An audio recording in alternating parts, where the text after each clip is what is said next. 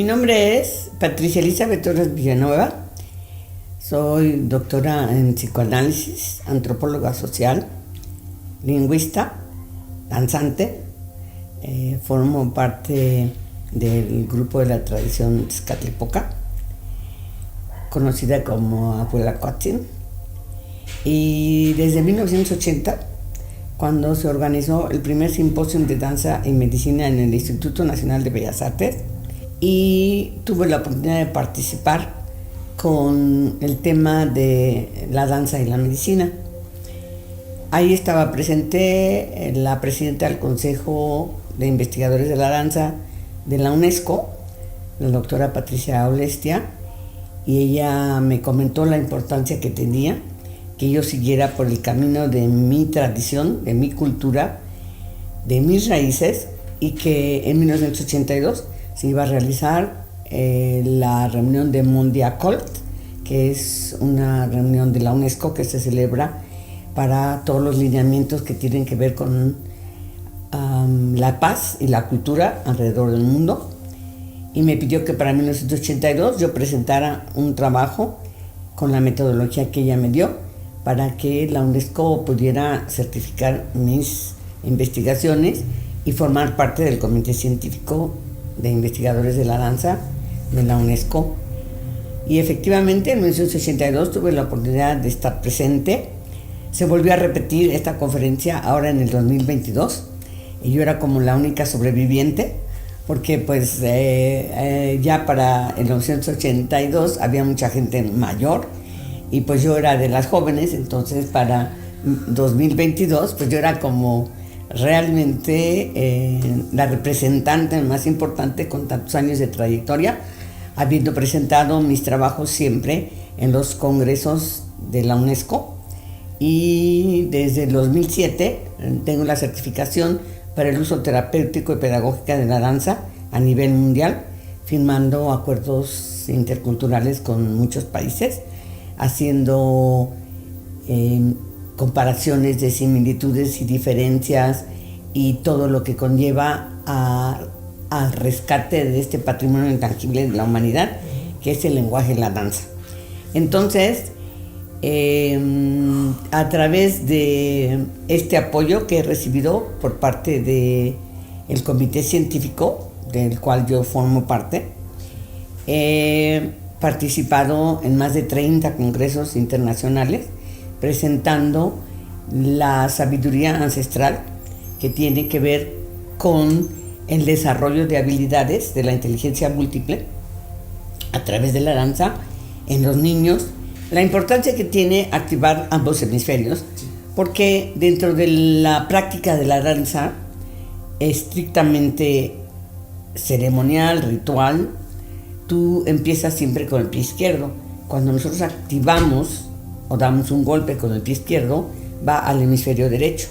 Entonces el hemisferio derecho recibe la información y le contesta, dijiste esto. Entonces el hemisferio izquierdo le dice, el pie izquierdo le dice, sí, efectivamente. Y dice, qué inteligentes somos. Y entonces empiezan a trabajar juntos, empieza a hacer esa sinapsis entre el hemisferio izquierdo y el hemisferio derecho, que generalmente en nuestra cultura occidental la educación es frontal, no es periférica. Entonces la educación prehispánica, el modelo educativo de nuestros ancestros siempre es en círculo, porque de esa manera activas. Entonces, por ejemplo, la lámina de Tezcatlipoca es una lámina de todas las actividades de tu cerebro. Cada uno de los símbolos activa diferentes partes, activa diferentes actividades que tienen los hemisferios y empezamos a hacer esa sinapsis y tú empiezas a sentir esta parte de darte cuenta que como que tienes una percepción más alta, como que piensas de otra manera, como que empiezas a relajarte, pero también hay una parte que si hay un bloqueo emocional, empiezas a sentir como una especie de miedo, de coraje, de tristeza, de ¿por qué no me sale el paso? ¿Por qué no puedo seguir? ¿Por qué no?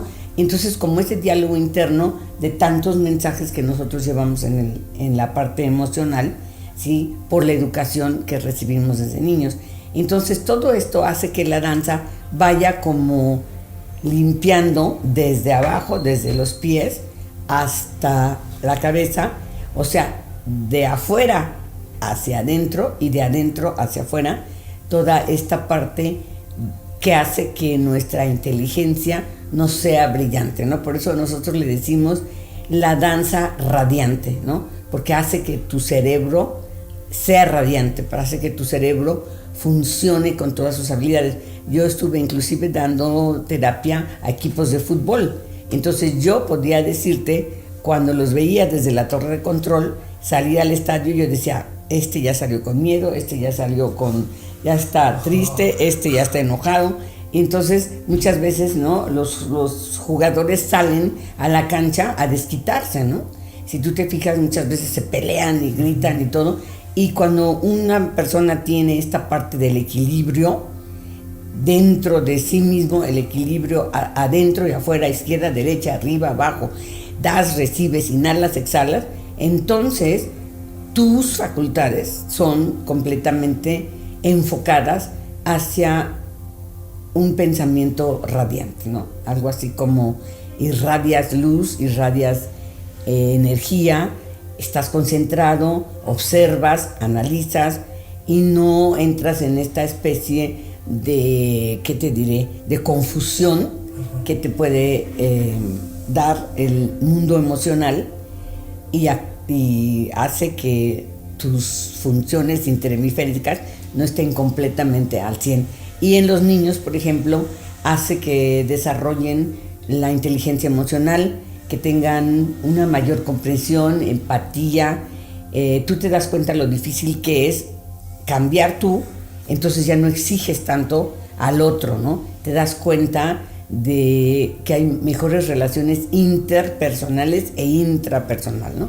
En los niños, en los jóvenes, por ejemplo, hemos trabajado mucho para el manejo de adicciones, como para el manejo también del mundo emocional, porque pues si hemos tenido unos padres que nos aman y venimos de un hogar funcional y lo que tú quieras, de todas maneras o estamos sobreprotegidos o estamos abandonados. Entonces siempre está esta parte de equilibrar toda esta parte de nuestra vida que en un cierto momento afecta las funciones de la inteligencia múltiple.